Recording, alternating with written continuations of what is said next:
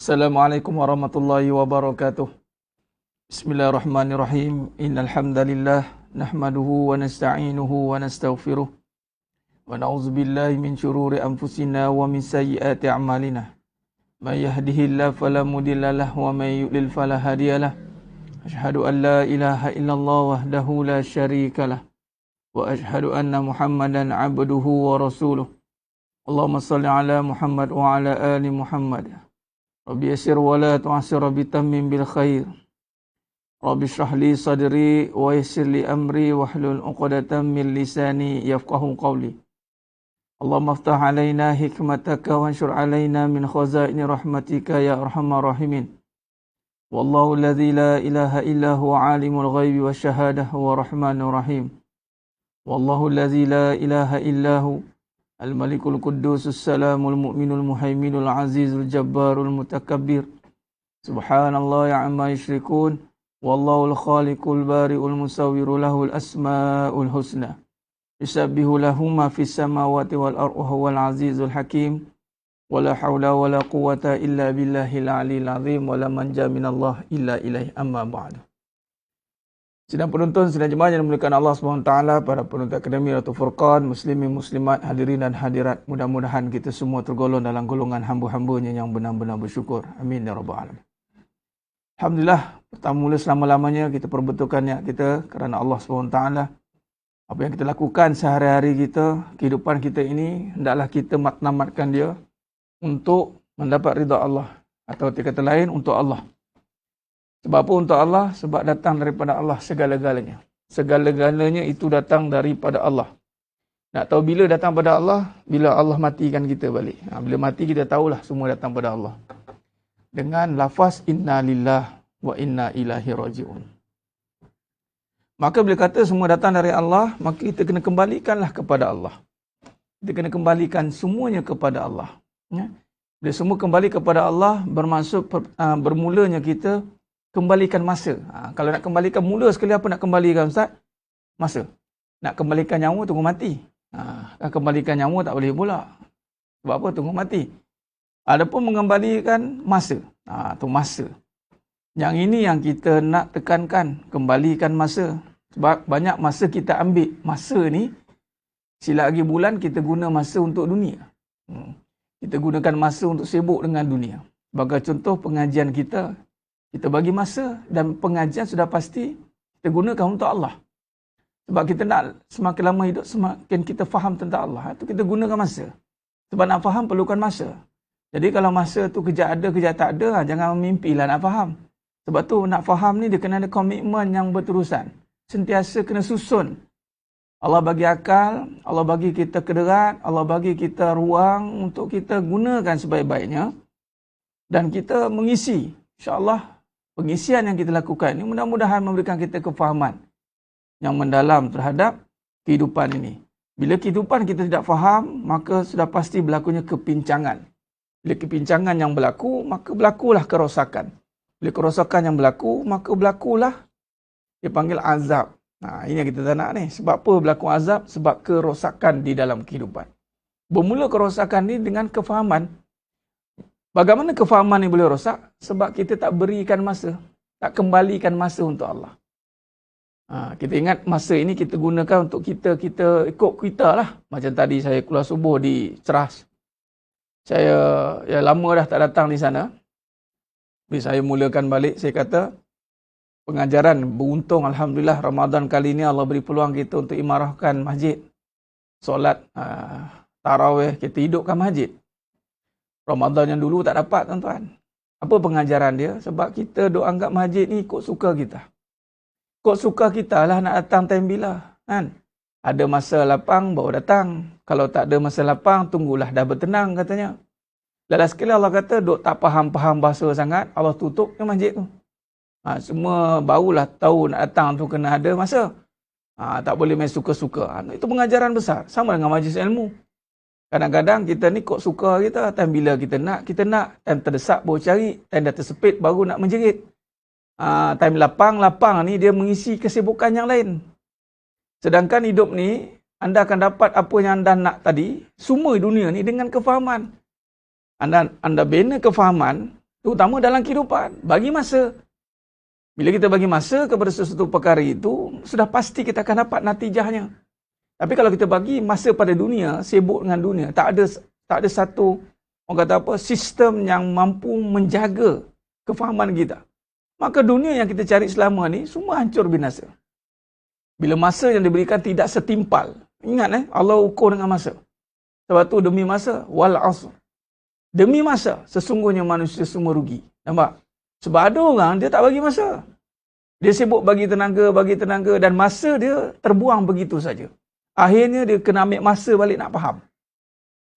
Dia ambil masa balik nak faham. Itu yang jadi masalah. Sepatutnya bagi masa. Bagi masa ni penting. Bukan ikut masa kita. Sepatutnya ikut ilmu itu. Kalau kata ilmu itu pukul berapa, sekian bila, maka kita kena fahamkan hati kita. Oh, ini penting. Barulah kita jelas untuk melakukan setiap perkara itu. Jadi sedang jemaah yang mulakan Allah SWT, begitulah masa yang kita cuba berikan. Mudah-mudahan yang masa kita cuba berikan ini, walaupunlah tidak seberapa, tetapi mudah-mudahan menjadi bukti di sisi Allah SWT, kita berusaha untuk faham kehidupan ini. Kita berusaha untuk merungkai permasalahan kehidupan ini. Kita berusaha untuk memantapkan lagi kefahaman kita. Dengan kita bagi masa. Kita bagi masa. Malam 1 jam. Kemudian, terutama waktu pagi Ahad ni. Ini, kalau saya letakkan wajib terus. Allahumma salli ala Muhammad wa ala ali Muhammad.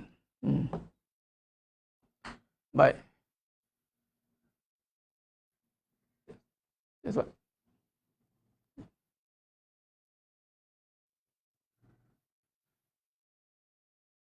Allahumma salli ala. Ada siapa kau ni? Takut dia nak datang ke? Jadi jemaah tak tolong sekejap. Kita pun dia betul. Saya tengah call ya. Allahumma salli ala Muhammad wa ala ali Muhammad. Khair, baik. Aku ada jemaah yang datang. Ni ada hari ni saya didatangi oleh sahabat jemaah kita ni. Panjat gunung ni, amin. Suami isteri datang bawa anak kecil. Alhamdulillah, saya terbuka ya. Dan satu lagi bab masa ni, anda kena cari. Kalau anda tak ada azam untuk mencari, anda tak akan jumpa. Yang mana ada kelebihan, ada kelapangan, ada tenaga, gunakan. Tak ada. Tak apa. Kalau dia nak datang. Baik. Yang mencari, dia akan dapat lah. Yang mencari, dia akan dapat. Mencari pula dengan kesungguhan. Dan tak bergerak pun tempat yang dicari tu. Dah jumpa, dah ada tempat. Cuma tinggal lagi kita nak pula cari masa. Carilah masa. Poin dia, siapa mencari, pasti temui. Yang mencari, pasti dapat. Sebab tu dia kena mencari. Dia bukan yang mendengar, tengok, seronoknya ni. Lalu dengar. Setakat sekadar dengar untuk seronok, senang je. Senang. Ni tak berubah tempat ni, kat sinilah dia. Siapa yang ada peluang tu carilah. Datang berdepan beza dengan mendengar di dalam. Yang jauh tu ala kulli hal lah, tak boleh nak buat apa. Yang dekat-dekat. Ada peluang datang, panjatlah gunung yang tinggi ni. Tak tinggi, 3 tingkat je. Tapi tak ada lift lah. Mengah juga. Allahumma salli ala Muhammad wa ala ali Muhammad. Baik. Itu bagi masa dengan Allah ni ada dalil. Ada dalil, ada kursi. Ya abna Adam, tafarruq li ibadati. Wahai anak Adam, anak cucu Adam.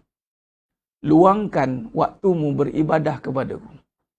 Ibadah ni termasuklah dengan kita menuntut ilmu. Menuntut ilmu ni pula apabila cabang ataupun usul pada perbahasan itu adalah berkenaan dengan hidup kita.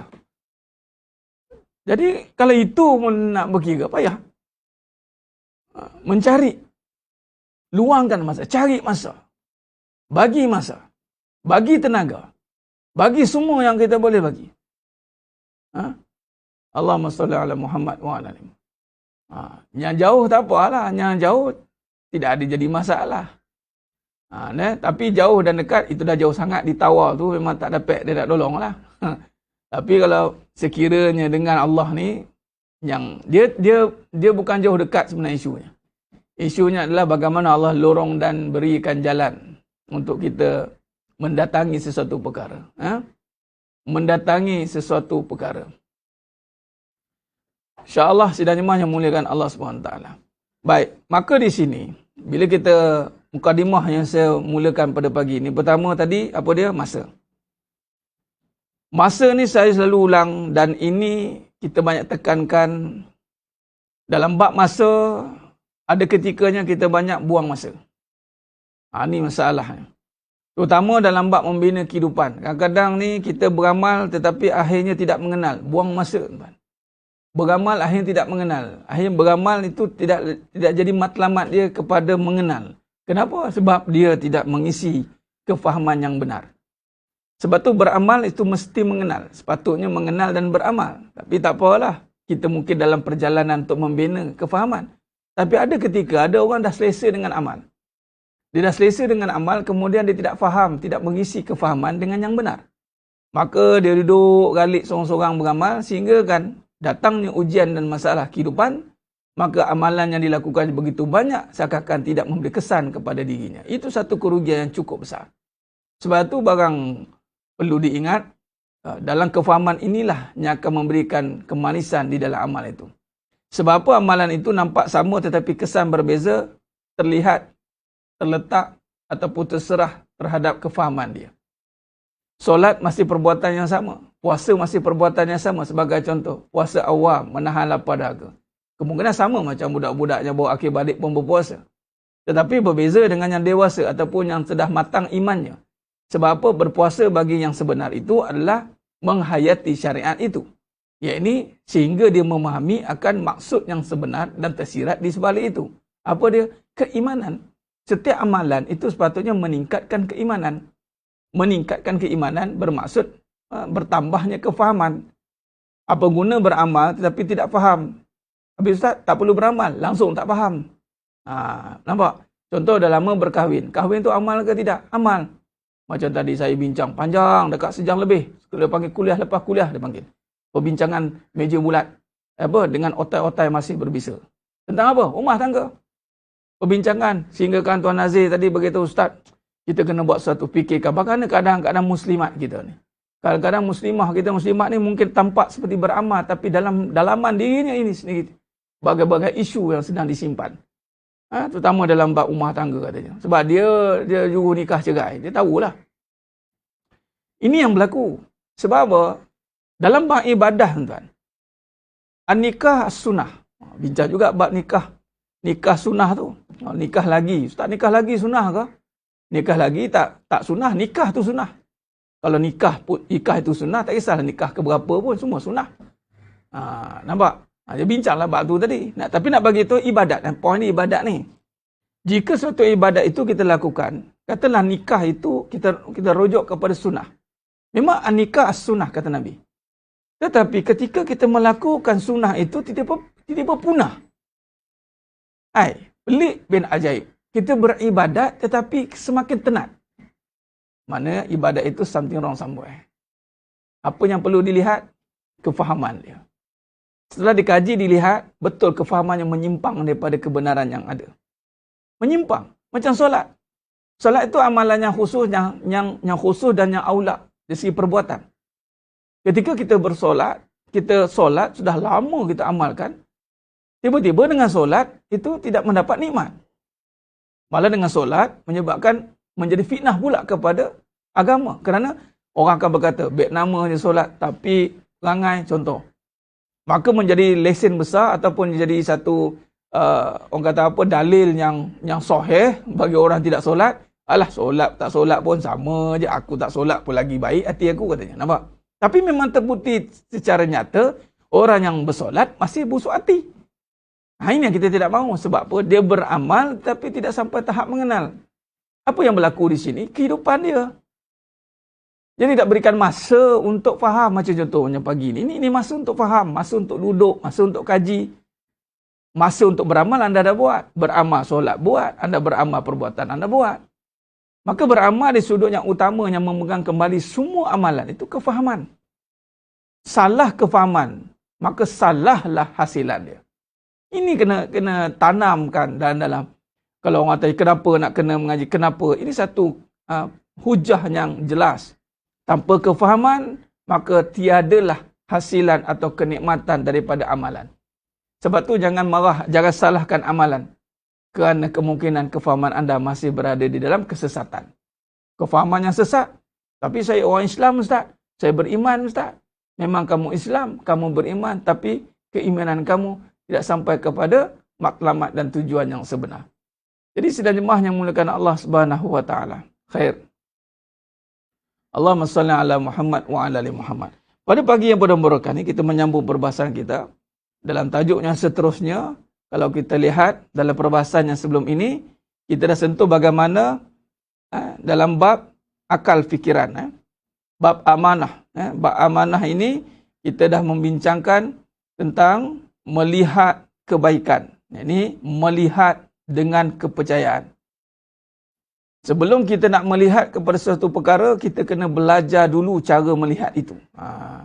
Kadang-kadang kita ni tunggu-tunggu melihat tanpa kita ada sandaran dalam kita melihat. Ini bahaya. Allahumma salli ala Muhammad wa ala.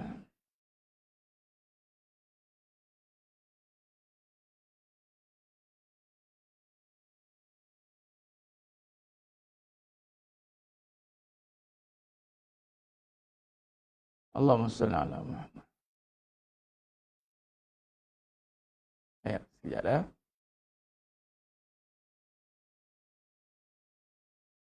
Baik. Bila kata melihat ni kehidupan ni, di sinilah kita nak susun balik.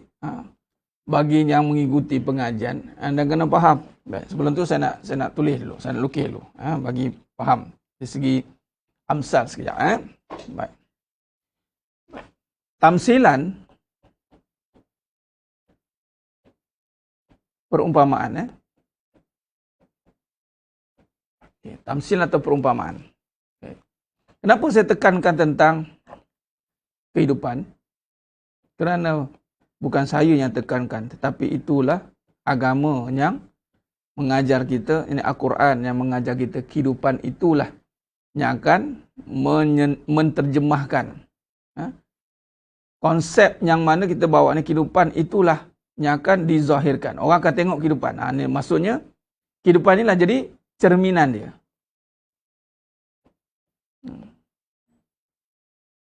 Amalan ni orang tak nampak. Amalan tu orang dah nampak, orang dah faham dah amalan. Contoh, kita ada dua. Dalam kehidupan ni, amalan khusus, saya tulis balik ni supaya faham. Amalan khusus, amalan umum.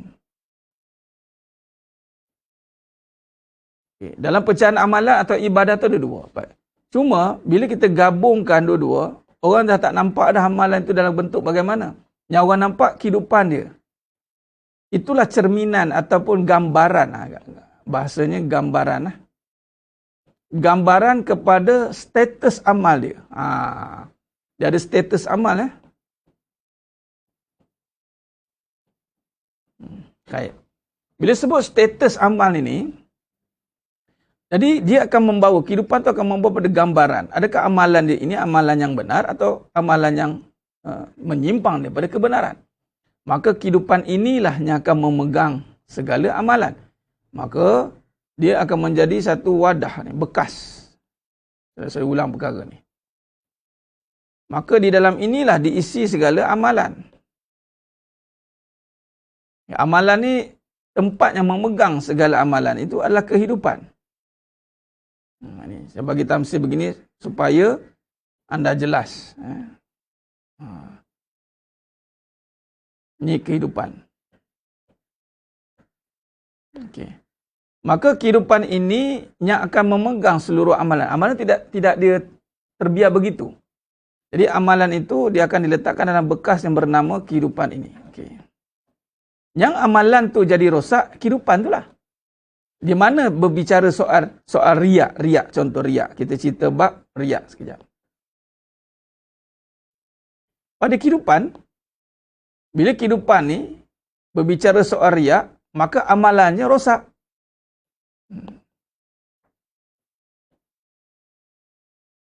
Jadi yang nak dibawa balik itu amalan, tetapi yang membawa amalan kehidupan. Lalu yang ditanya kehidupan. Contoh macam kereta lah. Nak tengok kereta itu elok atau tidak, tengok enjin dia. Jadi jangan tanya kereta tu elok ke tidak. Maka yang akan dilihat nanti kehidupan ini, amalan itu elok ke tidak, tengok kehidupan dia. Bagaimana kesan kepada kehidupan dia itu, kesan yang baik atau kesan yang buruk. Sebab amalan ni dah sempurna. Sebenarnya amalan dari sudut agama itu dah sempurna. Okey?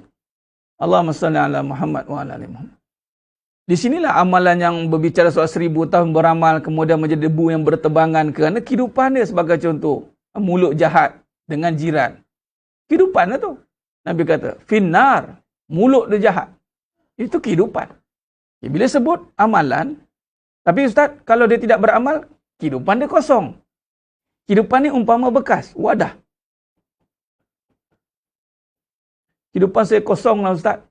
Sebab apa kosong? Dah tak beramal. Kosong lah dia. Tak diisi.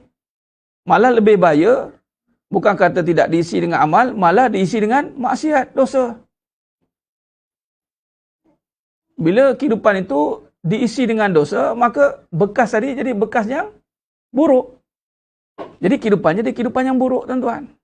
Ni bekas ni isi. Dahlah bekas kosong, lepas tu bukan sekadar kosong, tapi dosa pula yang mengisi kehidupan itu. Maka tidak heranlah kehidupan itu menjadi buruk. Jadi kata kuncinya adalah yang nak diisi dalam kehidupan dan bagaimana kehidupan itu. Itu maksud dia. Sebab tu dalam perbincangan kita, memang saya tak tekankan dalam konteks, okey, amalan-amalan tertentu. Saya tak tekankan sebab begini, kita ada bahagian masing-masing dalam perbincangan ni, tuan-tuan. Saya susun sekejap. Okay, sini contoh bab amalan. Bila sentuh amalan ini, anda nak cerita amalan yang mana? Dia terbagi kepada amalan yang wajib. Tetap pada hukum lah. Amalan yang sunat. Berbalik kepada yang dia mubah atau harus. Yang menjadi wajib ni pula ada tuntutan fardu kifayah. Ada yang sunat muakkad. Banyak. Malah amalan ni boleh betulkan menjadi makruh. Boleh jadi yang nak dijauhkan itu yang haram. Okay. Mungkin amalan-amalan ini ada perbincangan yang khusus. Ini yang kata perbincangan tentang amal-amal itu. Silakan.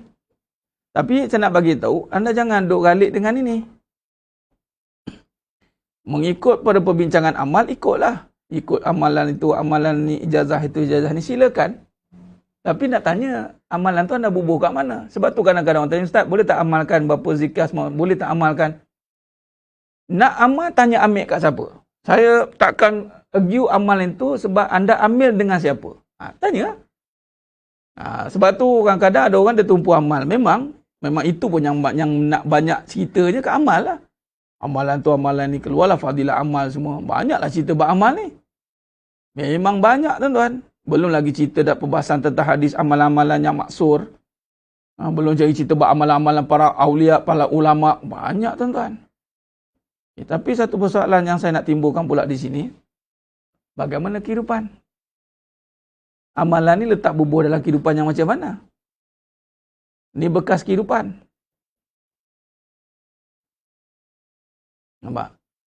Nah, di sinilah pula datangnya tugas saya. Allah Ta'ala takdirkan tugas saya kat kehidupan ini.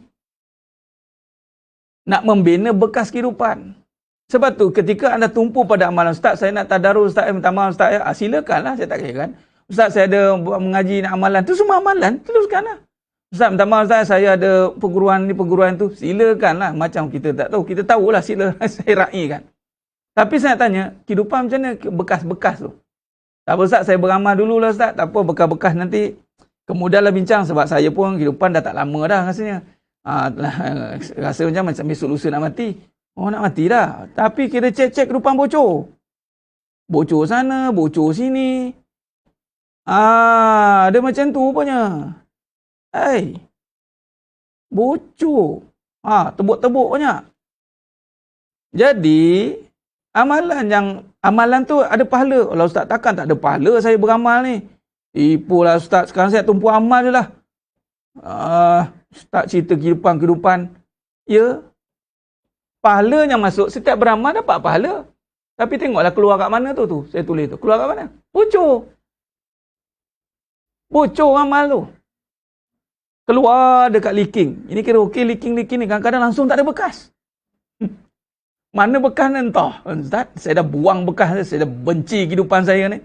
Saya tak mau dengar lah kehidupan ni. Saya tak mau dengar. Ustaz cerita kehidupan. Saya nak cerita bab amalan. Terpulang pada kamu lah. Bila cek kehidupan dia, penuh dengan kebencian. Kebencian, ada trauma, ada kebencian, ada kekeliruan. Kehidupan ni cerita apa ni? Kefahaman. Nampak jelas. Jadi bila begitu, saya lihat,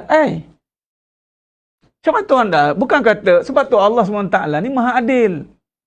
Kita faham anda nak kejar amal, tapi kehidupan anda bagaimana? Maka di sini juga perbahasan tentang, kalau mengaji bab kehidupan, perbahasannya adalah wajib. Sebab benda perkara yang nak megang amalan. Wajib belajar. Jangan duduk pandai. Wajib belajar. Sebab apa wajib belajar? Sebab nak memegang amalan. Oh, fardu ain lah Ustaz ni nak ngaji kehidupan. Fardu ain. Bukannya main kehidupan nak cerita bab kekecewaan, tidak. Bukan kata kehidupan ni kita cerita kosong, tidak. Jadi nak mencerita soal kehidupan itu kewajipan. Bukan apa hukum mengaji bab kehidupan sunat ke Ustaz? Dia bukan sunat, dia wajib. Sebab salah kehidupan, salah amalan. Macam mana kalau makin beramal, saya bagi tahu tak makin beramal makin hujan tu. Puan tengok Puan Julita ni. Anda kena fokus dekat perbincangan kehidupan. Sebab itu, ujian tu bubuh kat amalan ke kat kehidupan? Ujian kehidupan. Mana ada ujian amalan? Mana ada ujian amalan? Ujian kehidupan. Ni cerita bab taat. Contoh Puan Julita diuji bab suami. Contoh. Anda beramal okey. Tapi ujian kat mana? Dekat isteri ataupun kehidupan anda sebagai isteri? Makin berat Ustaz, makin nak beramal makin berat. Itu kehidupan tu yang syarat dengan apa? Syarat dengan apa? Kefahaman bagaimana? Saya nak tanya balik kehidupan tu. Yang pernah kita sentuh sebelum ni. Dari awal hidup, umur kita dari akhir balik katalah umur 9 tahun. Sekarang umur 38 tahun ke, atau 40 tahun ke, ataupun 51 tahun ke, 55 tahun ke. Sepanjang ini, dalam kehidupan ni apa yang berlaku? Ustaz, banyak trauma konflik Ustaz. Kena, macam-macam lah. Tak payahlah Ustaz, saya makin nak beramal ni makin berat pula ujiannya. Dalam sekali amalan yang salah. Sebab apa? Bayangkan, amalan nak besar. Amalan semua kerja nak besar-besar. Semuanya nak ambil ijazah kabir je. Ijazah kabir. Semua kena cari. Kita dengan cik Tok Guru besar ni. Memang amalan semua yang besar-besar. Amalan bukan kecil-kecil. Baik, nak respon kepada soalan tadi. Kenapa makin berat Ustaz? Dah kehidupan kamu kecil. Kehidupan kecil. Asyik kecil hati je. Kecil lah. Tuhan nak tampung amalan yang besar macam mana? Alah, besar ni kehidupan. Silap lagi bulan tak boleh tampung. Memanglah bebanan. Sebab tu contoh nak zikir, tuan-tuan. Zikir. Sebutan. La ilaha illallah. Tuan-tuan tahu tak amalan ni? Anda dah nampak amalan yang besar. Makin tinggi amalan. Kalimah la ilaha illallah saja 7 peta langit, 7 petala bumi. Tak ada satu pun makhluk yang mampu menanggung lafaz kalimah la ilaha illallah. Nak bagi tahu. Nak cerita kata berat tak berat. Semua amalan, semua berat. Sebab apa berat? Berat dalam konteks adakah susah ataupun sifatnya berat mahal. Berat itu bukan bermaksud susah. Berat itu nilainya seisi dunia pun tak boleh nak ceritalah. Ya Allah besarnya, ya Allah besar. Dengan lafaz ini, dengan ikhlas, boleh memadamkan seluruh dosa yang ada. Bila apa ni? Bila dia masuk Islam. Kan? Dan dia masuk syurga. Bayangkan, ini kunci syurga. Dia besar. Dia berat. Tapi bukan bermaksud, ujian ya Allah Ustaz, sakit. Itu sebab ni Ni yang kecil ni Kecil ni Amalan, ya Rabbi, besar-besar amalan. Tapi yang menanggung kehidupan kecil. Sebab apa kecil? Dunia. Dunia. Adakah dunia yang nak menanggung amalan akhirat? Tak boleh. Dunia tak boleh menanggung amalan akhirat. Sepatutnya amalan akhirat itu ditanggung dengan sifat yang besar. Sifat apa yang nak menanggung amalan ini? Ini baik-baik. Saya cuba nak. Tak apa, kita cuba strukturkan balik. Mudah-mudahan antum semua makin lama makin Allah bukakan. Contoh. Habis Ustaz, sekarang ni amalan, amalan saya nak amalan yang besar. Sebut soal amalan yang besar, anda akan ada kehidupan yang besar. Kehidupan yang besar, kehidupan yang luas. Maka luas dan besar ini bukan reflect pada diri. Luas dan besar ini reflect kepada itulah junjungan mulia Nabi Muhammad sallallahu alaihi wasallam. Anda kena hidup, meletakkan hidup atas torik ataupun syariat torik nubuwah. Anda hidup mesti atas jalan Nabi. Barulah luas datang perbincangan sidik, amanah, fatona, tablik. Inilah perbincangan kehidupan. Jangan cerita bab yang lain kalau masih belum menguasai saf. Kalau anda belum menguasai saf ini, maka jangan cerita bab. Anda akan cerita bab makin beramal, makin berat Ustaz. Ya Allah, makin itu, makin ni. Sebab anda tidak bina lagi bekas. Tak faham lagi pada uslub ini, struktur ini, tak jelas. Maka amalan itu kerana Allah. Disebut amalan itu kerana Allah. Yang membawa syariat amalan itu adalah sunnah Rasulullah sallallahu alaihi wasallam. Nampak tak? Rasulullah sallallahu alaihi wasallam. Ini yang saya tulis kat bawah ni bukannya maksud di bawah, tetapi yang menjunjung amalan sudah pasti amalan itu kerana Allah. Jadi yang boleh menjunjung amalan itu sudah pasti syariat bagi Nabi sallallahu alaihi wasallam. Dan bila sebut syariat bagi Nabi sallallahu alaihi wasallam, amalan tadi yang kita buat mesti pertama maksud mengikut apa yang Nabi buat. Kita clear yang itu. Tetapi dalam kehidupan mesti ikut Nabi lah. Syariat ia berbalik kepada sifat wajib bagi Nabi sallallahu alaihi wasallam. Syariat Nabi saja yang boleh membawa amalan-amalan yang besar. Sekarang ni kita beramal bukan ikut syariat Nabi. Kita beramal mempergunakan Nabi. Ni yang kita hari yang banyak berlaku. Pergunakan Nabi untuk kepentingan diri. Saya nak suami yang soleh, yang romantik. Saya nak. Saya nak isterinya, saya nak. Bukan buat Nabi nak. Dia bukan kata Nabi nak, saya nak. Kalau boleh naklah macam Nabi. Nak macam Nabi tu nak ikut Nabi. Taklah saya nak suami saya macam Nabi. Nak Nabi ke nak suami? Saya nak suami sebenarnya, tak nak Nabi. Itu sebenarnya hakikat dia. Hakikatnya kita bukan nak Nabi. Kita pergunakan dalil apa yang Nabi buat. Dan pada masa yang sama, kita manipulate dalil itu untuk kepentingan diri. Lala sekali kita tak ngaji pun tentang kehidupan. Tak jadi apa? Mungkin kita cerita sirah tentang Nabi. Tetapi kehidupan tidak bersandarkan kepada sunnah baginda Nabi SAW. Yang besar itu adalah akhlak. Jelas tuan-tuan? Allahumma salli ala Muhammad wa ala alihi. Bermaksud, bila sebut Allah, itu amalan. Sebut amalan, itu Allah. Maksud itu Allah bermaksud lillah. Tak ada amalan yang tidak boleh kita lari pada Allah, mesti kepada Allah. Wala manja minallah illa ilaih. Dia bukan amalan kepada Rasulullah, tak. Tetapi Rasulullah ni peranannya taurik, pembawa amal. Penterjemah kepada amalan. Pelaksana kepada amalan. Sudah pasti amalan yang tadi, yang khusus tadi, yang besar ini mesti ikut yang Nabi buat. Contoh atau yang ulama warasatul anbiya. Yang itu pergi cari amalan-amalan yang Nabi buat, lepas tu yang ulama-ulama buat, dipanggil ijazah. Ataupun sanad ustaz ya. Gilah. Sanad amalan, sanad ijazah amalan, gilah. Ustaz, nak ijazah sanadnya. Kalau doa-doa apanya, apa orang panggil? Ngajilah, bacalah surat tu. Lama-lambak doa yang dah ijazah daripada para ulama sanad sampai kepada Rasulullah SAW. Bila begitu, itu amalan mesti ikut Nabi. Dan kehidupan juga ikut kepada baginda Nabi SAW. Jadi sedang jemaah yang mulakan Allah SWT. Jadi maknanya bila sebut tentang dua peranan utama, jadi wajib kehidupan. Dia jadi berat bila kehidupan itu tidak dibentangkan dengan sifat wajib bagi Nabi SAW. Masya Allah. Alhamdulillah baru faham bekas kehidupan ni Ustaz sebelum tak dapat tangkap. Tangkap cepat-cepat. Jangan bagi lagi lah. Tu dia.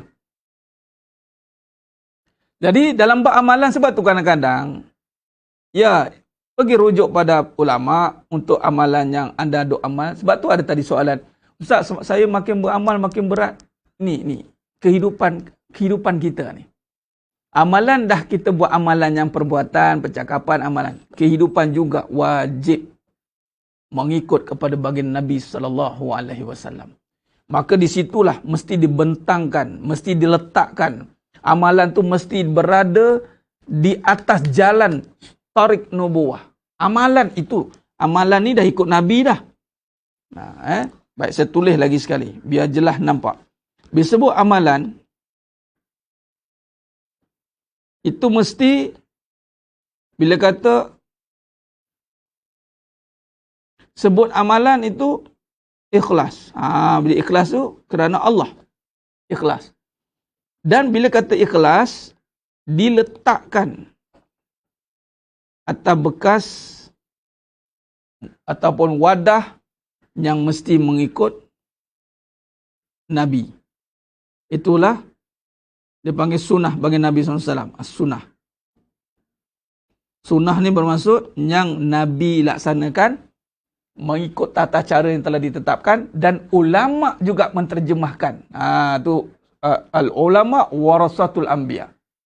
Ada kadang-kadang sunnah yang kita tak faham tetapi ulama terjemahkan. Tu sebab tu kena ikut buah ulama juga. Jangan duk kata buah Nabi ulama tak boleh pakai. Jangan buat pasal gitu. Sebab Nabi dah kata al-ulama warasatul anbiya. Jadi sudah pasti ulama juga menterjemahkan, mensyarahkan, mentahqiqkan, menghuraikan, mentakhriskan setiap amalan. Sudah pasti ada amalan-amalan yang dipanggil apa? Walal akhiratu khairul laka minal ula. Dia berkembang amalan tu. Ada yang bersifat berkembang. Terutama dalam bab-bab yang tiada halangan. Di dalam tiada nas ataupun dalil yang menghalang. Nabi tidak meletakkan halangan. Sebagai contoh ni berdakwah ni. Kita gunakan kapasiti moden ini. Ni tak ada halangan dalam Islam. Tak ada dalil haram.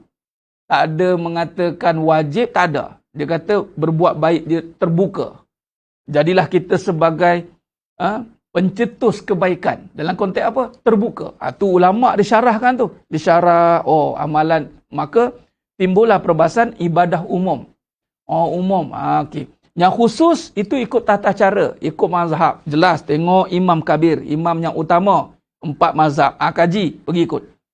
Kemudian ada yang luar daripada perbahasan itu. Itu kehidupan yang perbahasan ibadahnya umum. Jelas. Baik, satu lagi. Bila kita dah beramal mengikut sunnah, amalan itu sendiri, ni, kena faham, amalan itu sendiri ikut sunnah, letakkan atas kehidupan yang mengikut juga sunnah. Jangan keliru kehidupan mengikut sunnah. Tadi amalan ikut sunnah. Jadi kehidupan sunnah ni, duk faham, saya dah ikut sunnah dah Ustaz. Itu amalan sunnah. Saya duk bangun pagi baca apa, makan apa Nabi makan, pakai apa Nabi pakai.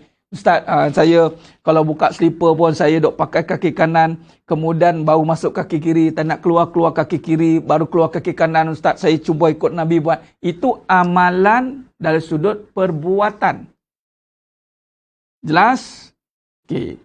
Bila kata kehidupan ikut sunnah, maka satu lagi perbincangan besar, itulah akhlakul karimah.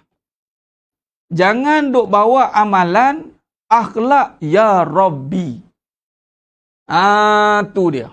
Akhlak ya Rabbi. Tu jadi fitnah kepada amalan.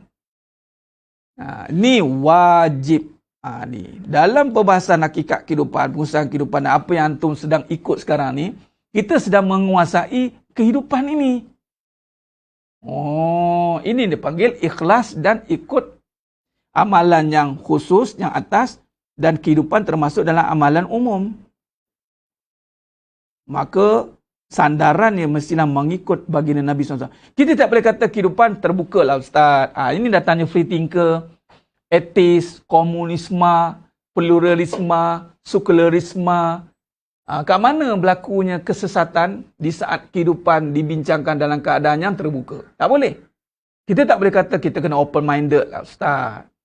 Ini bukan soal open-minded. Kita nak tengok bagaimana perbahasan kehidupan. Open-minded memang kita kena open-minded.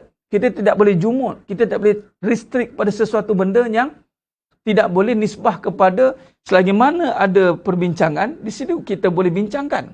Kita tak boleh kata, ini je yang benar, yang lain semua salah. Tak boleh. Selagi mana benda tu terbuka untuk dibincangkan. Yang tidak boleh itu apabila melibatkan akidah. Itu qat'i. Tapi dari segi amalan perbuatan itu masih boleh dibincangkan. Cuma jangan letakkan perbincangan yang terlampau terbuka. Tanpa ada bimbingan yang benar. Apa dia? Tu tak ada perbincangan sifat Nabi. So, apa jemaah saya nak catat ni? Masya Allah, Puan Julita. Ni jemaah. Siddiq. Okey, Siddiq. Kan? Dia kata Puan Julita, kamu dah faham kan? Sebab tu kadang saya tak ada jawab soalan tu secara terus. Kat sini. Perbincangan amanah, fatona, tabligh. Ini perbahasan yang ulama telah syarahkan. Okey. Dan kedudukan itu disusul oleh para ulama. Dan 4 sifat ini menjadi teras kepada perbincangan.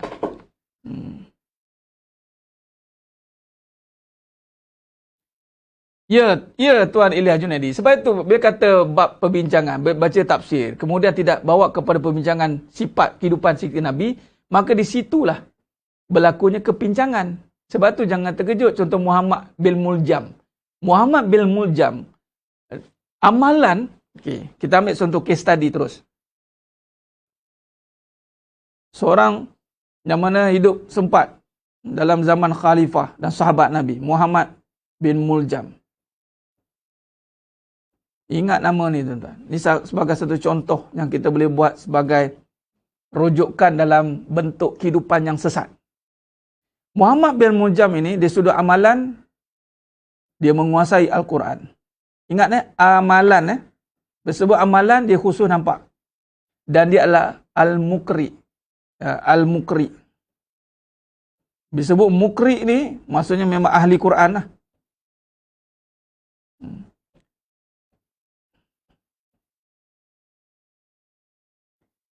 Okay. Dan memang mendapat iktiraf daripada Sayyidina Umar Khattab radhiyallahu an untuk menjadi sebagai duta khas di Mesir waktu itu untuk mengajar bagi mufti besar lah ni. Syekh Kabir ni, Muhammad bin Muljam. Okey, kita simpulkan Muhammad bin Muljam ini mempunyai amalan.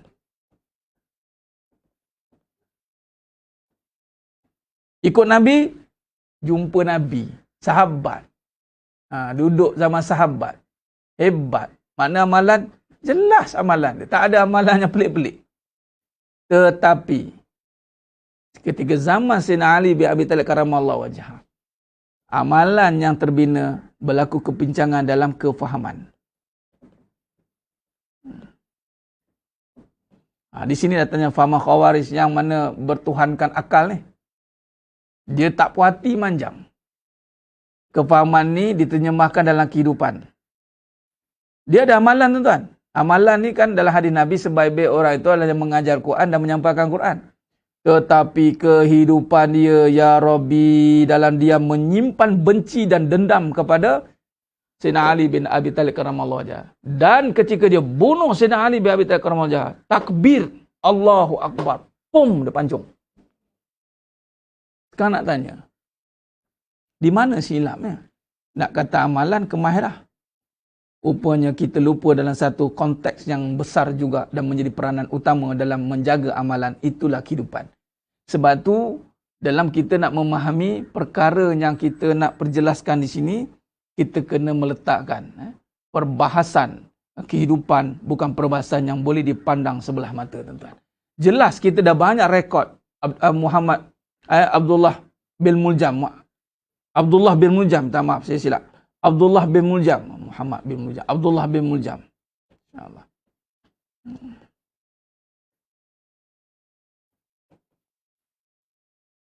Juga mana kita kaitkan dengan Barsisa, ulama Bani Israel. Juga kita boleh kaitkan dengan perbahasan-perbahasan yang lain. Juga kita boleh takkan amalan atau perbahasan yang paling pencetus kepada kerosakan ni iblis. Sebab apa? Di sinilah. Dan sebab itu Nabi doa. Nabi ajar apa? Akhir zaman ni, Allahumma inna na'udzuka min azabi jahannam wa azabil qabr wa fitnatil mahya wal mamat. Fitnah ni dalam kehidupan ni ada fitnah kehidupan dan fitnah kematian. Kematian ni bila kita nak mati tu, saat nak sakarat tu. Tapi tengok Nabi, fitnah kehidupan, fitnah mahya wal mamat. Dia tak ada fitnah amal.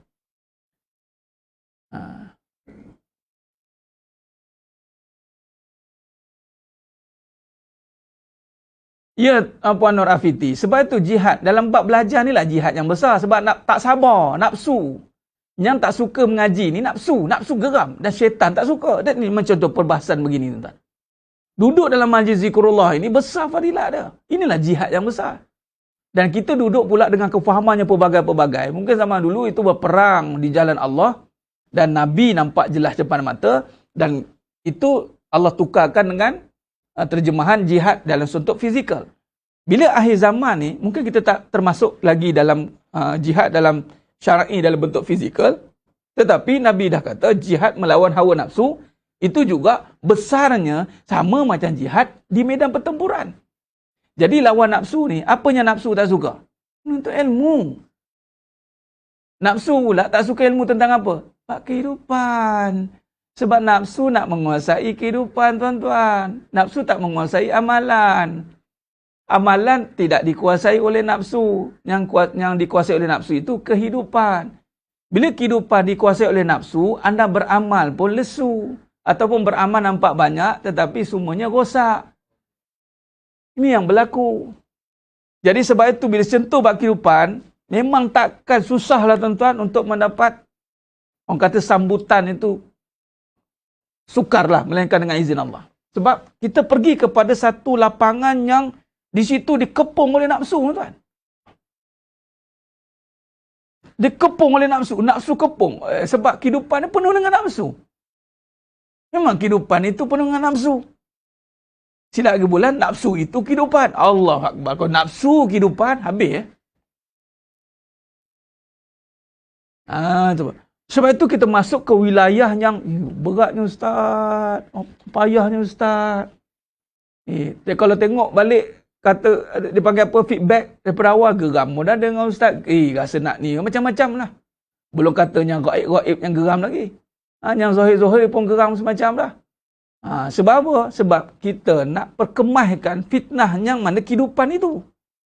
Beramal, antum semua dah buat kemah dah. Masya Allah. Ni nak masuk Ramadan Al-Mubarak ni. Tu, bulan penuh. Bulan kerahmatan, bulan kemuliaan, bulan amalan. Lepas tu habis bulan, dia datang bulan. Perangai, jati perangai macam, ya Allah. Patut Ramadan tu dah bersih hati dia. Tapi hati dia tertutup. Sebab tu Allah kata apa dalam Nisfu Sya'ban? Yang tak diampunkan dosa. Bermaksud bila tak diampunkan dosa, mana amalan tak diterima. Syirik dan bermusuh. Dalam bab syirik bermusuh ni kat mana? Kat amalan, dah kat kehidupan sebenarnya. Syirik bermusuh duduk dekat kehidupan. Mana duduk kat amalan? Ada orang bermusuh tengah solat? Tak ada. Tengah solat semua jadi kawan. Habis solat, Assalamualaikum warahmatullahi, Assalamualaikum warahmatullahi, terus macam ni. Macam dia satu tempat tadi. Jadi, ada ke? Ada cerita lah ni. Tak mau cerita lah, tapi ni kisah benar. Ni, dalam masjid yang sama ni, tuan. Tapi dia tengok orang tu, aku nak jatuhkan kau.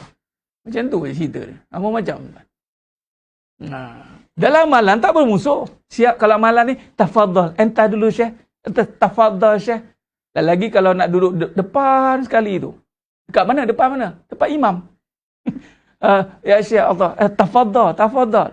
Kalau buat amalan, semua tolak orang. Kalau buat kehidupan, aku punya. Buat amalan, tolak semua kat orang. Tapi buat kehidupan, ana yang punya. Ni yang berlaku. Dan fitnah tu dekat kehidupan. Sebab itu, yang bergaduh tu bukan amalan. Yang bergaduh tu kehidupan. Jadi sebab tu Nabi dah bagi tahu fitnah mahya wal mamat. Fitnah mahya wal mamat. Allah. Saya benci nafsu haram. Ya betul. Membina, menundukkan nafsu itu. Allahu Akbar. Jelas? Jelas. Dan begitulah sebenarnya, Alhamdulillah, kita dah pun membincangkan kehidupan. Kalau dalam bab pengurusan ni, kita dah masuk ke fasa. Dia dalam berbagai segi, ya tuan-tuan. Saya terjemahkan, insya-Allah, dalam berbagai angle. Tetapi masih pada uslub ataupun perbahasan sifat itu. Sekarang kita dah bincangkan sidik, amanah, lagi masuk fatonah.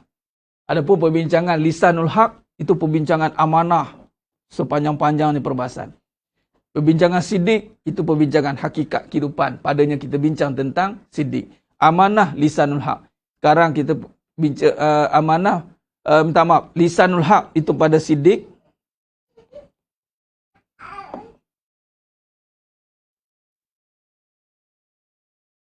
Bila kata lisanul haq, itu pada sidik, kemudian amanah ni hikmah dalam kehidupan. Sekarang yang kita sedang mengaji setiap malam tu. Ni hikmah dalam kehidupan.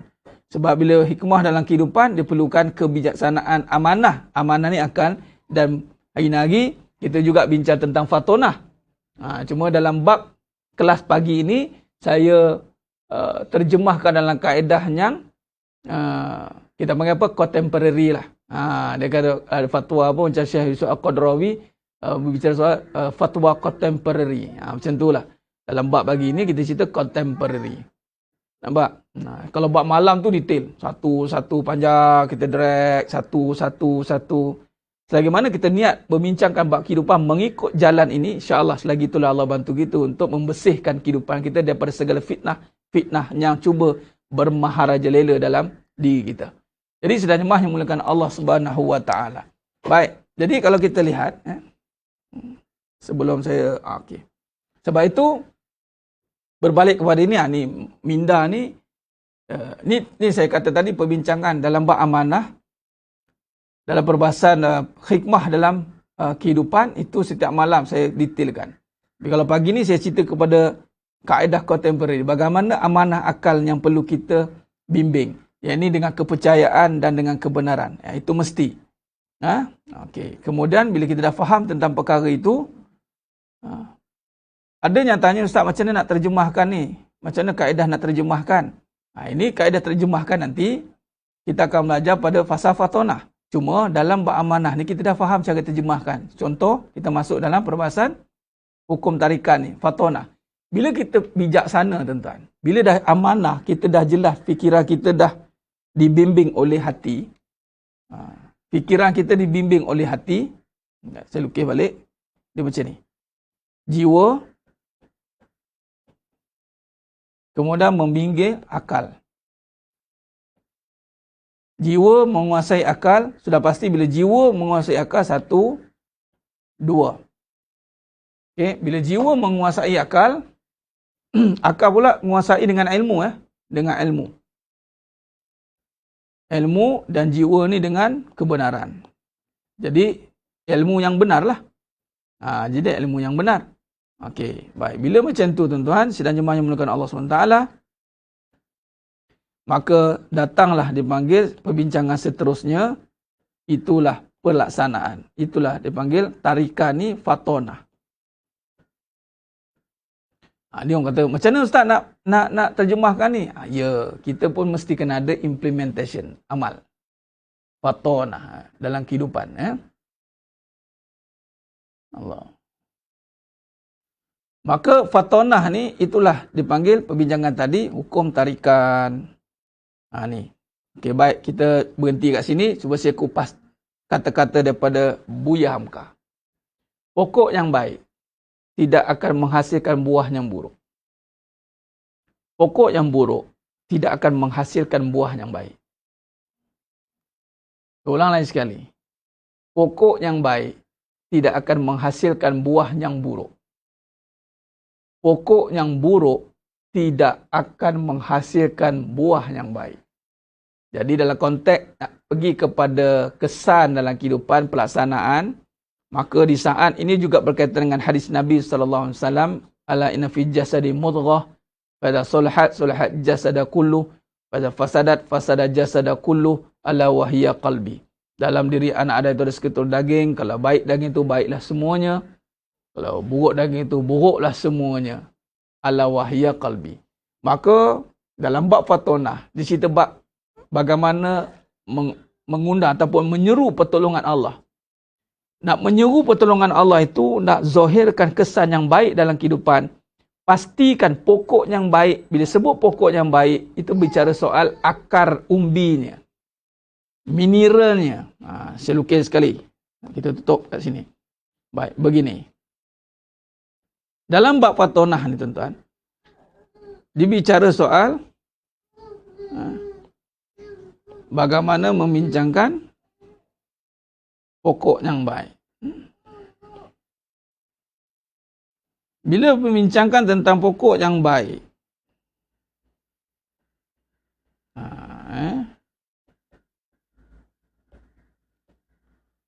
ni je. Mari kita belajar melukis pokok. Ni boleh buat kat rumah ni dengan anak-anak ni. Lukis pokok, sambil lukis, ajar. Jangan nyanyi, tanya sama pokok, apa sebab goyang, itu nyanyi. Ni kita lukis. Lepas tu, cerita pula bab buah. Ada pula buah apple kat pokok ni.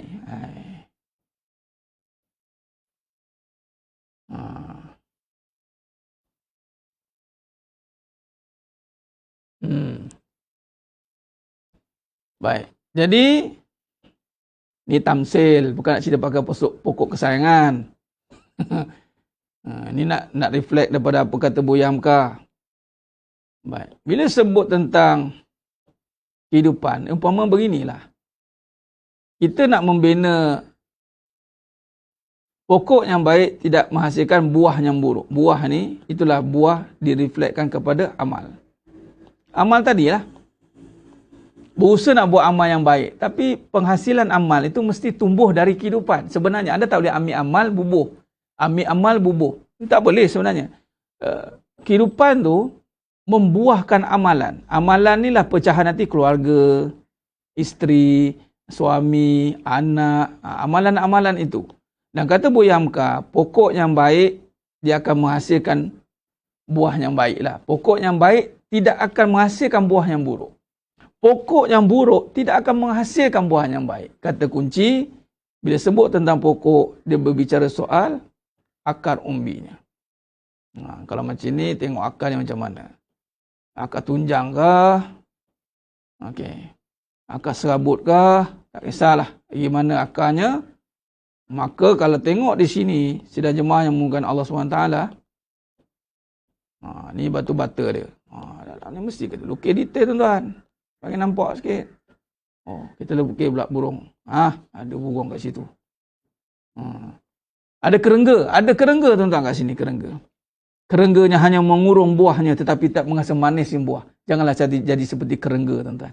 Hanya mengurung buah tapi tidak mengasa manis yang buah. Hanya menyebut nama Allah tapi di saat ujian masih resah gelisah. Itu masihnya tidak masa manis ya. Kelazatan menyebut nama Allah. Tidak pergi kepada isinya, tetapi masih bermain dengan kulit semata-mata. Ini kena pahami. Jadi, akar itu adalah iman, keyakinan. Iman dia. Maka, isi-isinya itulah pengisian dia. Yang mana keyakinan baik buat baik, balas buruk buat buruk, maka mineral-mineral itu, keliling-kelilingnya itulah pengisian tentang kebaikan-kebaikan. Maka bila kata dari dalam ini menyerap akarnya, maka barulah tumbuh persekitarannya, tuan-tuan. Allahumma salli ala Muhammad wa ala ali Muhammad. Jadi sedang jemaah yang muliakan Allah SWT, itulah. Nanti kita akan sambung lagi. Tarikat itu bermula dari dalam. Bermaksud, hasilan kalau nak hidup yang baik, itu bermula dari dalam. Dia tidak boleh dari luar. Ustaz, saya nak jadi baik. Suami saya kena baik. Sampai kiamat tak jadi. Saya nak jadi baik, Ustaz. Isteri saya kena baik. Sampai kiamat tak jadi. Saya nak orang semua baik dengan saya. Sampai kiamat tak jadi. Sebab kebaikan tu mesti dari dalam. Sebab tu kita bincang sebelum ni, jaga fikiran. Ini fikiran ni, fikiran-fikiran ini duduk kat mineral-mineral yang akan meresap kepada keyakinan. Bila fikiran ni bercampur-campur dengan racun-racun yang meracuni pemikiran, maka rosaklah akar tu. Bila rosak akar, bagaimana nak tumbuh buah yang baik?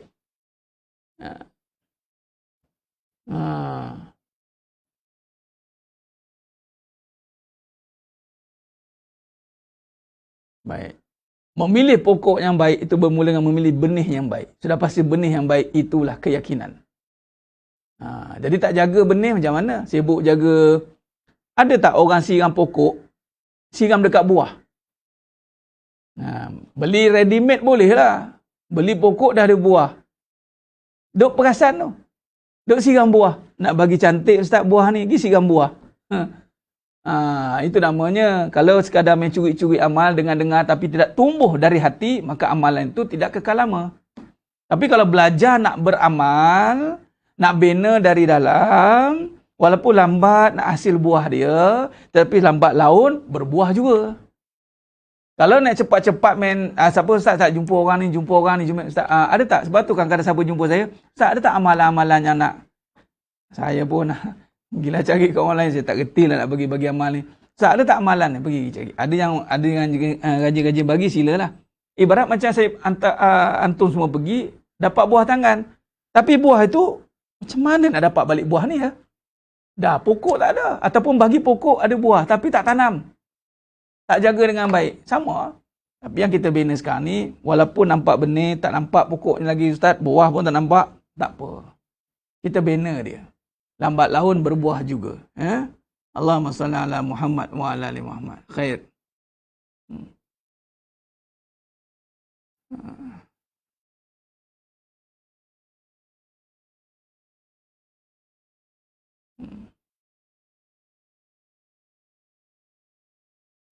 Tanam pokok biasa saja macam mana Ustaz? Itulah.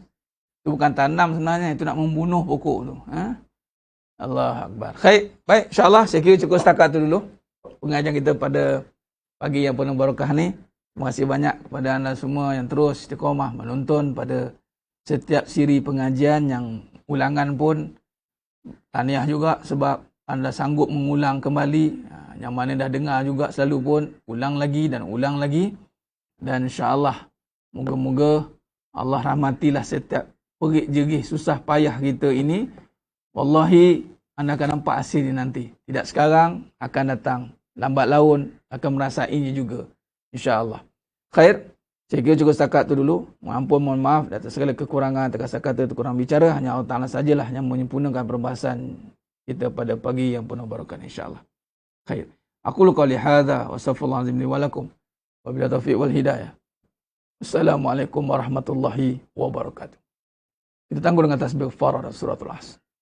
Subhanakallahumma wa bihamdika asyhadu an la ilaha illa anta Bismillahirrahmanirrahim. Wal 'asri innal insana lafi khusr illa alladhina amanu wa tawassaw bil haqqi wa tawassaw bis sabr. Wallahu a'lam bisawab. Takbir. Allahu akbar.